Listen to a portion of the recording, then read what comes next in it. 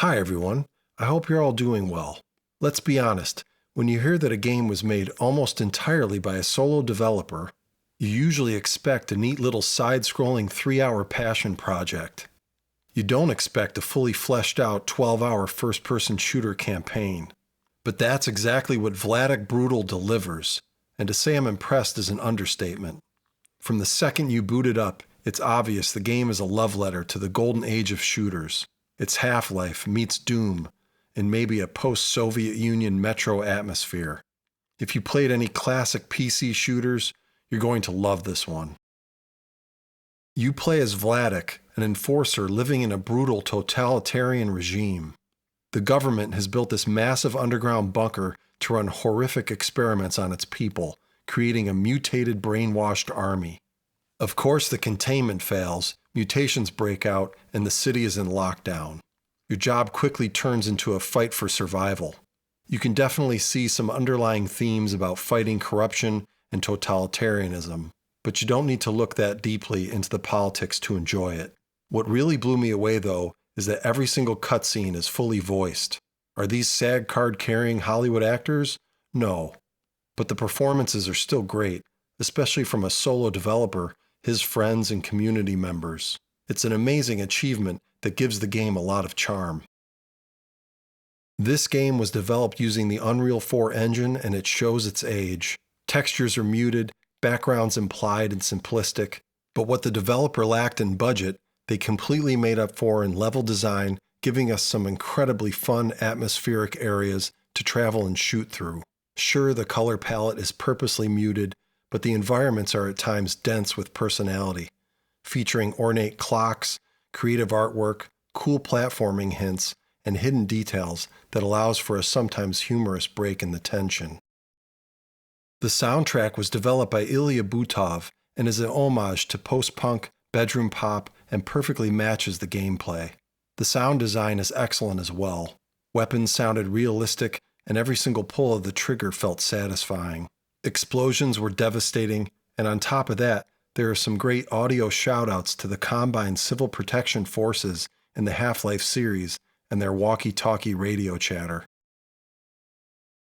When it came to the actual gameplay, I thought it was great. Movement and shooting mechanics were fluid.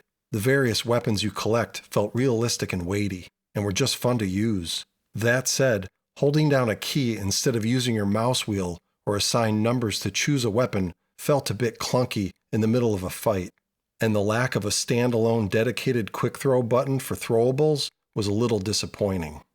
The platforming elements were solid, and to find your way, you just have to follow the yellow green lights, which is a direct nod to the environmental storytelling of the Half-Life series.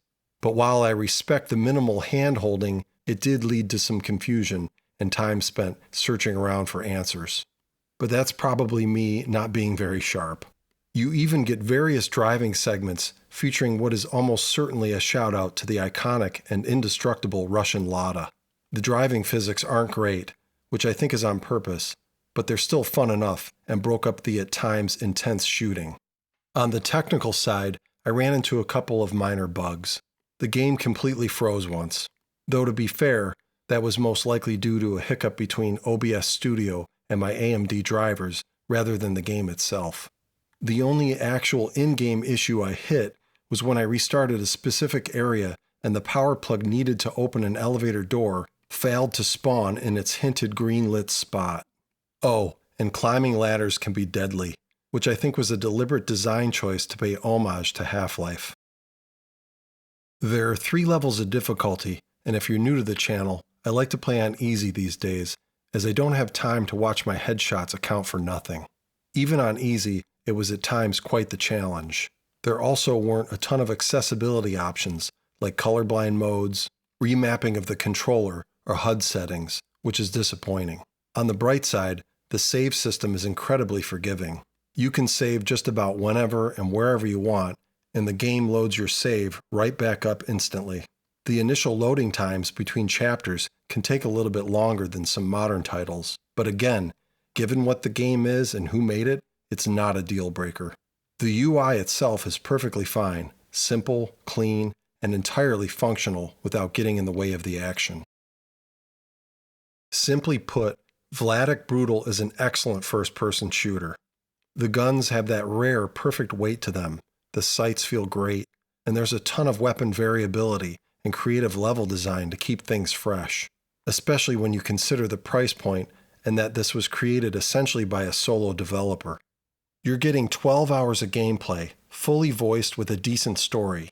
For the price of a cheap lunch, a single developer out-fun-factored a lot of AAA titles.